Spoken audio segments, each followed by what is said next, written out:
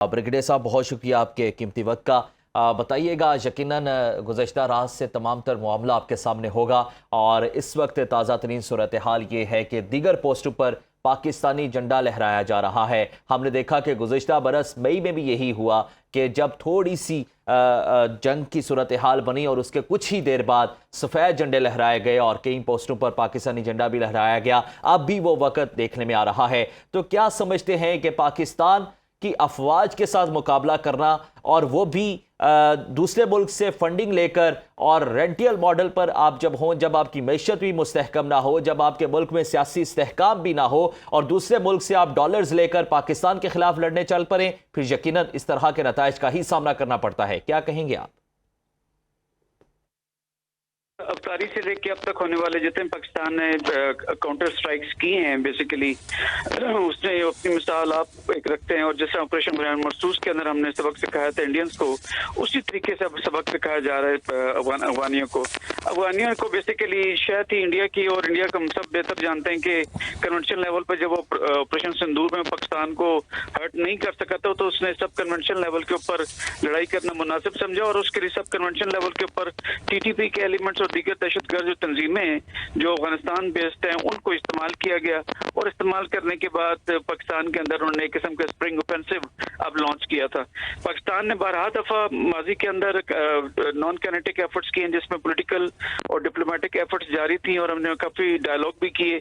दोस्त ममालिक को भी डाला, मुस्लिम ममालिक भी, चाइना भी, रशिया में, तुर्की, दोहा, कतर भी, ये सब कहने की जरूरत अब बाकी नहीं रह गई कि हमने कितना जो है नॉन कैनेटिक ऑप्शंस के ऊपर हमने जोर दिया। किसी न किसी तरीके से कुछ इस तरह की अरेंजमेंट्स हो जाएं कि अफगानिस्तान को बिहेव करना शुरू करे, ब्रदर इस्लामी मुल्क होने का जो सबूत दे।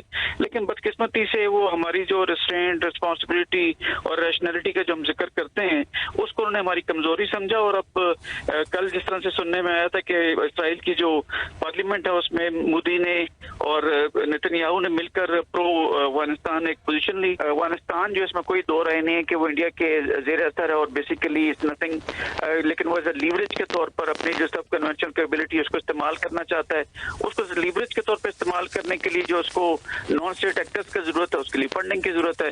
अब फंडिंग कहाँ से आएगी? पूरी दुनिया तो उनके ऊपर सैंक्शन लगा के बैठी हुई है और उसकी भी वजह इनकी खुद की शरीयत है। इस तरह की जो ह्यूमैनिटेरियन जिस तरह की हरकतें ये करते हैं, non humanitarian would say capital punishment देने के बाद उनकी लाशों को जो है वो पूरे बाजारों में घुमाया फिराया जाता है और वो एक दहशत का माहौल पैदा करके अपने रजीम को तूल दिए हुए हैं। तो लिहाजा उस फंडिंग के लिए जो कि वो टीटीपी को अपने स्ट्रेटेजिक एसेट समझते हैं, वो इंडिया ने उस वैक्यूम को फिल किया कि डिस्पाइट ऑफ द फैक्ट कि उन्होंने इंडिया ने अफगानिस्तान के रजीम को रिकग्नाइज नहीं किया बाकी ममालिक की तरह, लेकिन फिर भी वो उनकी फंडिंग जरूर करता है। और वहां पर उस फंडिंग से न सिर्फ सड़कें बनाई गई बल्कि प्रेसिडेंशियल पैलेस, उनकी पार्लियामेंट की बिल्डिंग और दीगर इस तरह की डेवलपमेंट का काम इंडिया वहां पर कर रहा है। तो एज कुड प्रो को वो तालिबान के रजीम से ये चाहते हैं कि अपने नॉन स्टेट एक्टर्स को फंड करके इनको चैनलाइज करके और स्ट्रक्चर्ड तरीके से पाकिस्तान के ऊपर हमला आवर ताकि वो ऑपरेशन मरसूस में हमने जो उनकी ठुकाई लगाई थी उसका जो वो बदला ले सकें। तो लिहाजा बदकिस्मती से